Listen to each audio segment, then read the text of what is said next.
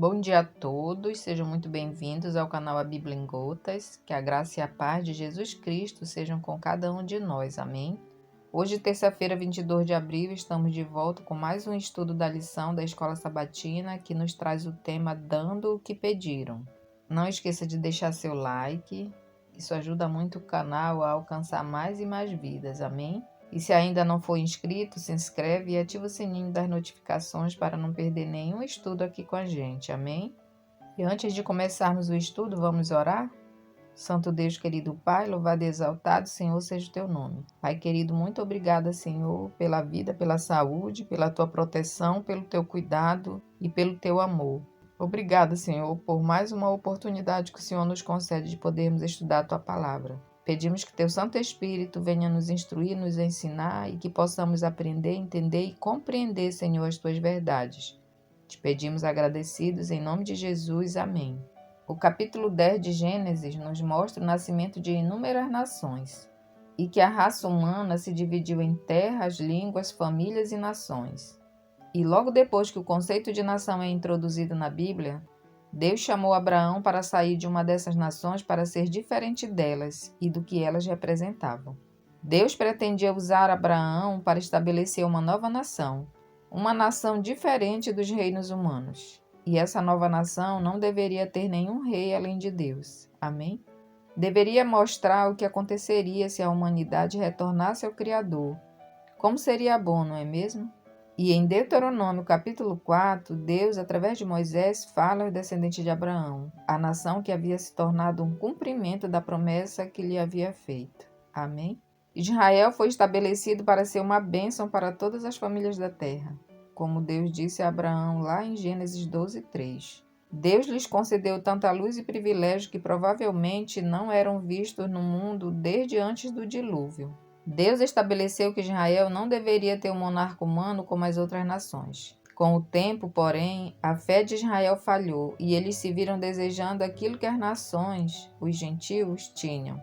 Vamos ler 1 Samuel capítulo 8, dos versos 4 ao 9, que nos diz assim: Então os anciãos todos de Israel se congregaram e vieram a Samuel, a Ramá, e lhe disseram: Veja, estás velho e teus filhos não andam pelos teus caminhos. Constitui-nos, pois, agora um rei sobre nós, para que nos governe como o têm todas as nações.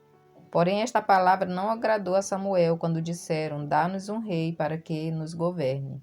Então Samuel orou ao Senhor. Disse o Senhor a Samuel: Atende à voz do povo em tudo o que te diz, pois não te rejeitou a ti, mas a mim, para eu não reinar sobre ele. Segundo todas as obras que fez desde o dia em que o tirei do Egito até hoje, pois a mim me deixou e a outros deuses serviu, assim também o faz a ti. Agora, pois, atende a sua voz, porém adverte-o solenemente e explica-lhe qual será o direito do rei que houver de reinar sobre ele.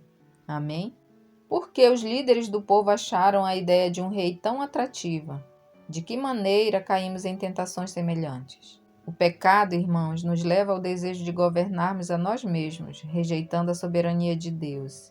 Israel foi atraído pelos costumes dos povos ao seu redor, e o pedido por um rei foi uma rejeição do reinado de Deus sobre seu povo. E a nação que devia responder diretamente ao Criador agora pedia um rei. E ao fazer isso, os israelitas trariam sobre si o mesmo sofrimento que os reinos gentios experimentavam, ou seja, o recrutamento militar nas guerras do rei, o confisco, impostos e outros males. Eles descobririam que os líderes humanos tendem a governar em seu próprio favor, em vez de fazê-lo com bondade como Deus faz, conforme os versos 10 ao 17. Além disso, aquela nova condição seria permanente. Israel teria o que pediu, mas quando percebessem as consequências nocivas, ficariam presos a isso, conforme o verso 18. Deus conhece as fraquezas de seu povo e previu desde o início que Israel pediria um rei humano. Os israelitas pediram, e grande parte da história bíblica é o relato das consequências dessa escolha. Em Deuteronômio capítulo 17, versos 14 ao 20, Deus não disse que lhes daria um rei, mas que seu povo decidiria ter um rei. Diante disso, o Senhor colocou limitações para proteger seu povo dos males do governo humano. Ainda assim, como ficou claro na história da nação e de seus reis, as orientações divinas frequentemente eram ignoradas. A história de Israel registra os efeitos negativos da decisão de ter um rei.